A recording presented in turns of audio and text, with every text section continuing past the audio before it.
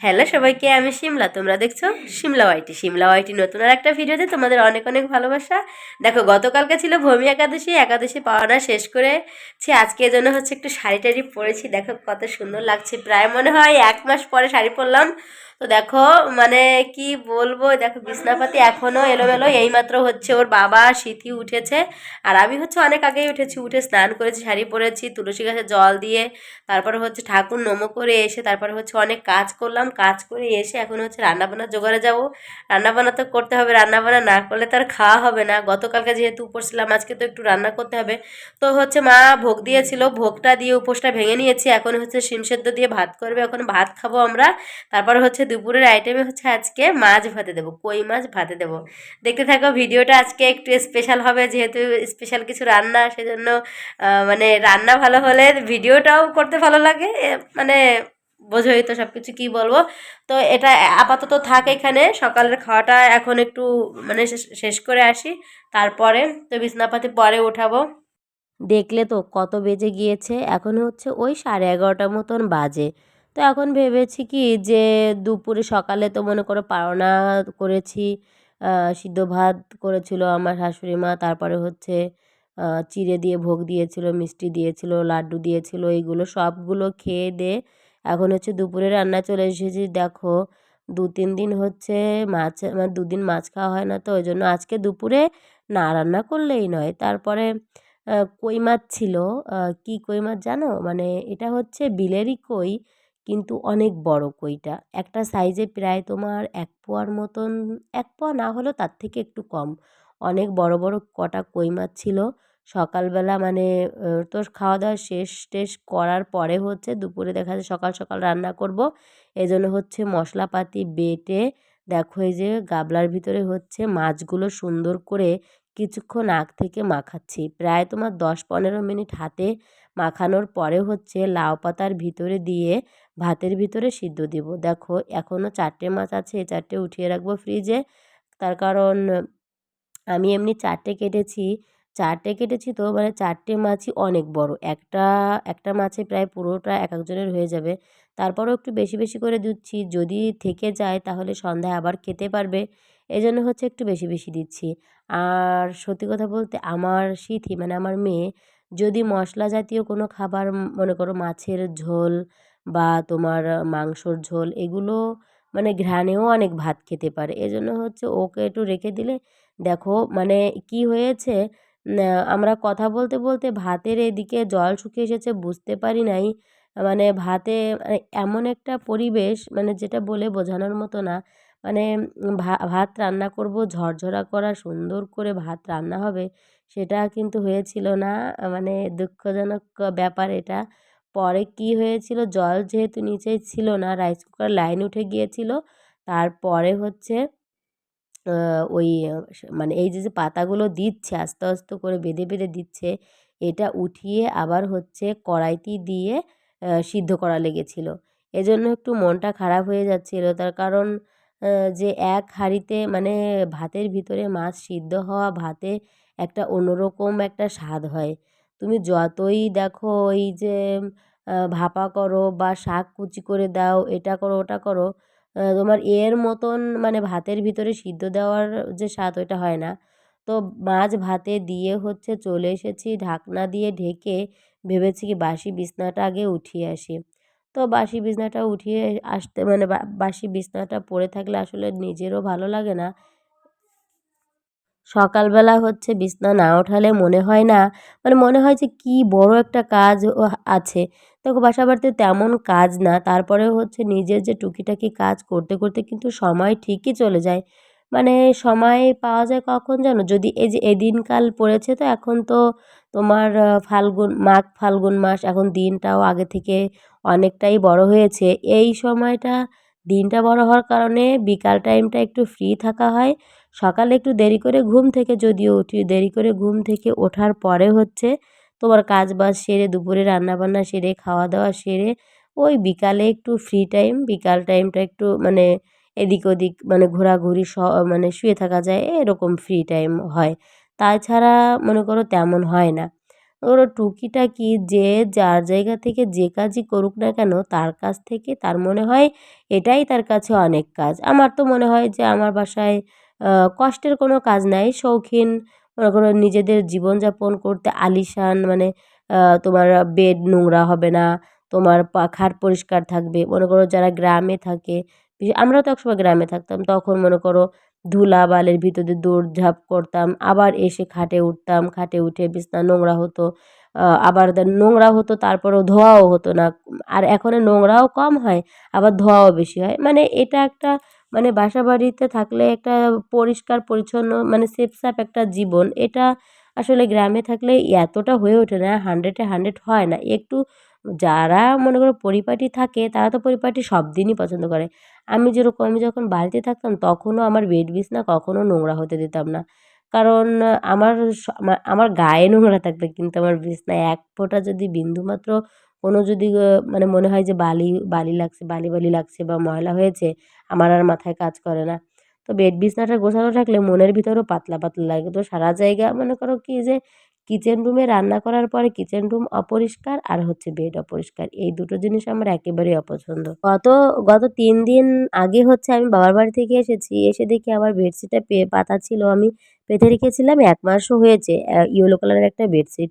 তো বেডশিটটা নামিয়ে হচ্ছে আ এটা হচ্ছে ধোয়া ছিল আমার আলমারির ভিতরে ওঠানো ছিল। তা ওটা নামিয়ে হচ্ছে এই বেডশিটটা পেতেছি। আর এই বেডশিটটা কেনার কারণ কি জানো? এটা হচ্ছে একটা জংলি সাবার বেডশিট। মানে জংলিও বলা যায় না একেবারে। তবে এই বেডশিটটা কেনার কারণে আমার মেয়ে অনেক নোংরা করে। কলম, পেন্সিল, চক সবগুলো দিয়ে মানে দাগালে বেডশিট তো মনে করো দামি বেডশিট। একটা বেডশিট ৳১,০০০-১,২০০ দাম দিয়ে কেনা হয়। আর এই বেডশিটগুলো যদি মনে করো দাগিয়ে নষ্ট করো ওর বাবা তো রাগ করে। কিন্তু সবসময় ছোট বাচ্চা থাকলে অত খেয়াল দিয়ে পারা যায় না। তার কারণ কখন আমি কাজ করব, কখন ও একটা পেন্সিল, কলম, রং পেন্সিল হাতে পাবে। ওই নেল পালিশ আছে। মানে এগুলো দিয়ে নোংরা করে। খাটের ভিতরেই বেশি সময়টা ওর খাটের ভিতরেই পার হয়। এজন্য হচ্ছে বেডটা ওইটিই বেশি নষ্ট করে। মানে আমার মেয়েটাই বেশি নষ্ট করে। অন্যান্য জিনিসের তুলনায় ওর যেমন খাটে সময়টাও বেশি লাগে মানে সে সময় পার করে খেলাধুলা, খাওয়া-দাওয়া ওর সবই ওর খাটে। এজন্য হচ্ছে মানে খাটটা একটু নোংরা হয়। এজন্য যেটা জংলি সাবার বেডশিট কিনেছি। আর দেখো আজকে অনেকদিন পরে শাড়ি পরেছি। প্রায় তোমার ১ মাসের পরে হচ্ছে শাড়ি পরেছি। তো শাড়ি পরে আজকে মনে হচ্ছে কি যে আমাকে লাল টুকটুকে শাড়ি তো শাড়িটা লাল, ব্লাউজ লাল, পেটিকোট লাল সবকিছু লাগে। মনে হচ্ছে কি যে আমার সবেমাত্র মানে এই বিয়ে হলো। মানে একটা নতুন বউ ফিল হচ্ছিল। আর আমার মাঝে কেমন হয় জানো? সিন চেঞ্জ হয়। মনে করো কি যে যদি ভালো লাগে আয়নার সামনে এসে এ নাচ, সে নাচ, নাচন-কোদন করতে একটু বেশিই পছন্দ করি। আর সত্যি কথা বলতে জীবনটাকে মনে করো নিজেদের মতো সাজাতে গেলে একটু আনন্দ, একটু নিজেকে ফুর্তির ভিতরে রাখলেই আমার কাছে মনে হয় যে বেশি ভালো লাগে। মনে করো জীবনে কি আছে বলো? এই যে আজকে মরলে কালকে দুদিন হয়ে যাবে এটা করে তো মানে কোনো ফায়দাই নেই। জীবনে যে দুদিন বেঁচে থাকবো সেই দুদিন আনন্দ ফুর্তি করেই বেঁচে থাকতে হবে। দেখো রান্নাবান্না শেষ, এখন সিধি বাবাও চলে এসেছে। তো ওকে খাওয়া-দাওয়া করাবো মানে এমনটা হয় যেদিনকে রান্না হয় না সেদিনকে সিধি বাবা তাড়াতাড়ি চলে আসে। আর যেদিনকে রান্না হয়ে যায় সেদিনকে আর আসে না। এটা হয়। আর এসেই শুরু হয়ে গিয়েছে মেয়ের সঙ্গে তার কালুকুলু কুথু মানে এমন একটা ব্যাপার ওর বাবা যদি ১ ঘন্টা পরেও আসে তো ওর বাবা চলে এসেছে মানে ওর বাবার সঙ্গে একটু খেলা-টেলা করবে। তারপর হচ্ছে বিকালে একটা জায়গায় যাব। আমি প্রত্যেক শুক্রবারে হচ্ছে একটা মন্দিরে আসি। তো আজকেও শুক্রবারে এসেছি। মেয়ে এত বিরক্ত করেছে, ভিডিও করব সেটা আর মানে হয়ে ওঠেনি। কেমন মানে ওকে পরিয়েছি একটা ড্রেস, ও ওটা ড্রেসটা পরবে না।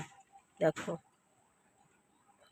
আমি হচ্ছে ২-৩ দিন আগে হচ্ছে বাপের বাড়ি থেকে এসেছি। তা আমি বাপের বাড়ি যাওয়ার পরে আমার ছোট কাকা ওকে এই যে ড্রেসটা মানে নিচে যে pink colour, black colour combination যে জামাটা, এই জামাটা ওকে কিনে দিয়েছে আমার ছোট কাকা। এখন জামাটা ওর এত পছন্দ হয়েছে মানে ও তো বাচ্চা মানুষ। কিন্তু ওকে যেটা আমি বোঝাবো সেটা ও বুঝবে। কিন্তু না, ও যেটা বলবে সেটা। পরে আমি ওকে এক কথায় পরে জুতা দিয়ে আজকে দুটো বার দিয়েছি। মানে এত চিল্লাচ্ছিল আসার সময় সে ওই ড্রেসটা মানে ছাড়া পরবে না। মানে কি হয়েছে বলো তো? ওই যে ড্রেসটা সবার উপরে থাকবে। মানে শীতের জ্যাকেট নিচে পরবে, তারপরে হচ্ছে তোমার ওই ড্রেসটা পরবে। তো ১ ঘন্টা মতন কান্না করেছে, আসার সময় ভিডিও করতে পারিনি ওর কারণেই শুধু। তো এখন চলে এসেছি, পরে অনেক বুঝিয়ে পড়িয়ে শিখিয়ে তারপরে হচ্ছে আনতে হয়েছে। আর দেখো এটা হচ্ছে আমার বাবা, মানে যে আমি যে বাবা ঠাকুরের কাছে যাই, মানে আমি বাবা বলেই ডাকি ওনাকে। তো এনার কাছে দেখো কত মানুষ এসেছে। অনেকে ভক্তিতে মুক্তি একটা কথা আছে যে ভক্তি করে যদি তুমি জলও খাও তাও দেখবে কি কাজ হবে। এটা হচ্ছে পাগলের একটা উনি পাগলকে পেয়েছে এরকম। উনি অনেক কিছু মনে করো অনেক অসুস্থ মানুষ আসে সেখানে ভালো হয়। তো সন্ধ্যা হয়েছে দেখো, বাসায় চলে এসেছি। বাসায় চলে আসতে আমার সন্ধ্যা লেগে গিয়েছিল। তো এখন হয়ে রাত ৯টা মতন বাজে। আমি এখনে ঘুম পড়াবো সিঁথিকে, সিঁথির ঠাম্মা সিঁথিকে খাইয়ে দিয়েছে। মানে ওই পাশে রুমে খাওয়াচ্ছে, আমি এদিকে হচ্ছে বিছনাটা পেতে নিচ্ছি। কারণ এখন তো শীত একটু কম কম হয়েছে। ওইভাবে মনে করো ২টো ৩টে লাগে না। একটা কমফোর্ট একটা কম্বল হলেই হয়। ডবল কম্বল লাগে না। সিঙ্গেল একটা দিলেই তাইতে শীতের বাবা আ মানে কাছে শুলে ওর গায়ে একটু গরম বেশি। মানে ২জন ৩জন একসঙ্গে শুলে অত আর মানে ৩টে ৪টে কম্বলের প্রয়োজন হয় না। ইদানিং তো শীত কমে গিয়েছে, অনেকটা কমে গিয়েছে। মাঘ মাস পড়ে গিয়েছে, এরপরে সামনে ফাল্গুন মাস আসছে। আর এই দিনকাল ফাল্গুন মাস, মাঘ মাস আসলে যে আমার এত ভালো লাগে আসলে, মানে আমার বছরের সবথেকে এই ফাল্গুন মাসটাই আমার প্রিয়, মাঘ ফাল্গুন মাসটা। না শীত, না গরম, নাতিশীতোষ্ণ, তারপরে তোমার ঘুরে শান্তি, খেয়ে শান্তি, শুয়ে শান্তি। মানে শীতও না, গরমও না, মাঝামাঝি ওয়েদারটা। অনেক পছন্দের এই দিনগুলো। তো মশারিটা পেতে নিলাম। এখন একটু মশার প্রকট হয়েছে, এজন্য হচ্ছে প্রত্যেকদিন রাত্রে মশারিটা পাতি। তার কারণ সিদ্দিকে বলেছে মশার কয়েল লাগিয়ে না শুতে ডাক্তার বলেছে। এজন্য আর কয়েলও লাগাই না।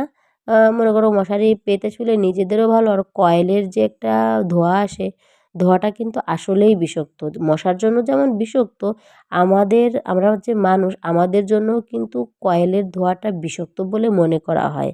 ডাক্তারেই বলে আমাদের যে যাদের অ্যাজমা, হাঁপানির সমস্যা আছে তারা কয়েল জ্বালিয়ে মানে বিছানায় ঘুমাবেন না রুমের ভিতরে।